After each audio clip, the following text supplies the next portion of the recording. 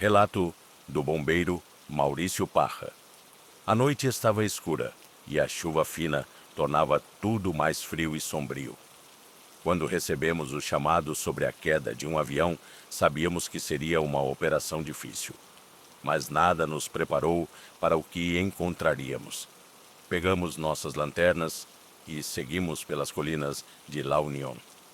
O terreno era irregular, cheio de árvores e lama, o que dificultava o avanço.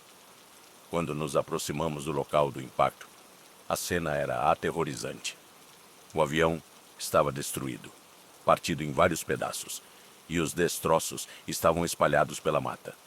O silêncio era perturbador. Ouvíamos apenas o vento e a chuva. O cheiro de combustível e metal queimado impregnava o ar. De repente, um som fraco rompeu o silêncio.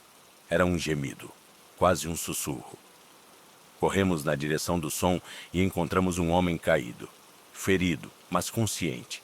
Ele tremia de frio e dor. Seu uniforme estava rasgado e seus olhos demonstravam pânico e confusão. Peguei sua mão e perguntei seu nome. Ele respondeu com dificuldade. Alan. Alan Russell. Ele olhou para mim, desesperado, e fez uma pergunta que me marcou para sempre. Meus amigos, eles estão bem? Engoli em seco. Não sabia o que dizer. Olhei ao redor e vi que a maior parte da tripulação e dos passageiros não havia sobrevivido. A tragédia era imensa, mas naquele momento Alan precisava de esperança. Segurei sua mão com mais força e disse: "Estamos aqui para te ajudar. Você vai ficar bem." Nós o colocamos em uma maca e seguimos com o resgate. Enquanto avançávamos, encontramos mais 2 jogadores vivos, Neto e Jackson Follman. O resgate durou horas, e a cada corpo encontrado, sentíamos o peso daquela tragédia. Era um dos dias mais tristes que já vivi. Relato do sobrevivente. Erwin Tumiri. O avião estava voando tranquilo. Eu já tinha feito essa rota algumas vezes, então estava acostumado com o trajeto. Mas naquela noite, algo estava estranho. Notei que os motores perderam força e comecei a ouvir um barulho diferente, como se tudo estivesse parando. A luz de emergência acendeu, e então veio o aviso dos pilotos. "Preparem-se para um pouso de emergência." O coração disparou. Eu sabia que algo estava muito errado. Como técnico de voo, fui treinado para essas situações, mas nunca pensei que um dia precisaria colocar isso em prática. Segui o protocolo de segurança. Coloquei-me na posição fetal, abracei meus joelhos e apertei o cinto de segurança com toda a força. Então veio o impacto. Foi como se meu corpo fosse arremessado para todos os lados ao mesmo tempo. Tudo ficou escuro. Senti uma dor forte. Depois, um silêncio absoluto.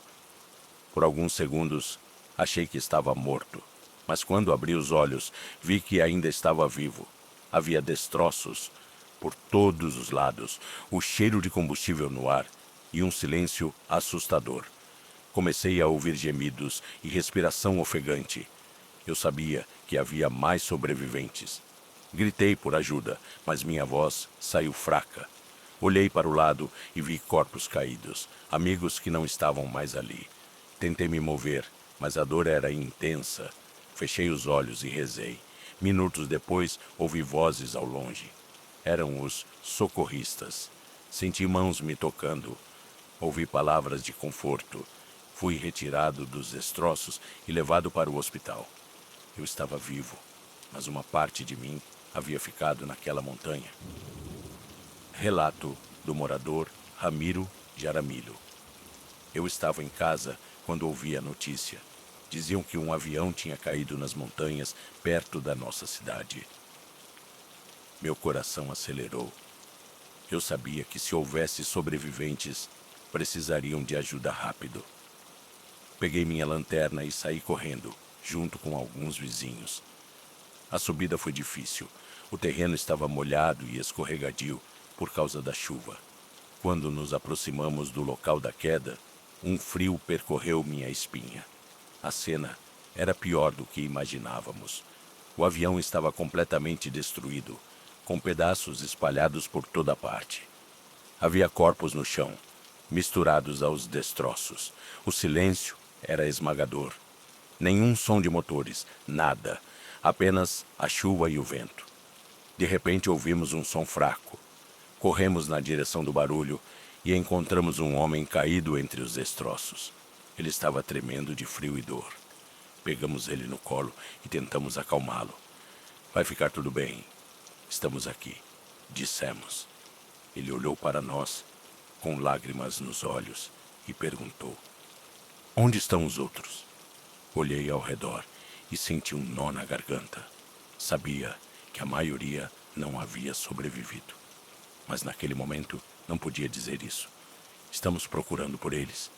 Você precisa ser forte. Ele segurou minha mão com força, como se agarrasse à vida. Fizemos o possível para ajudar, mas a tragédia era imensa. Naquela noite, nossa cidade chorou junto com o mundo.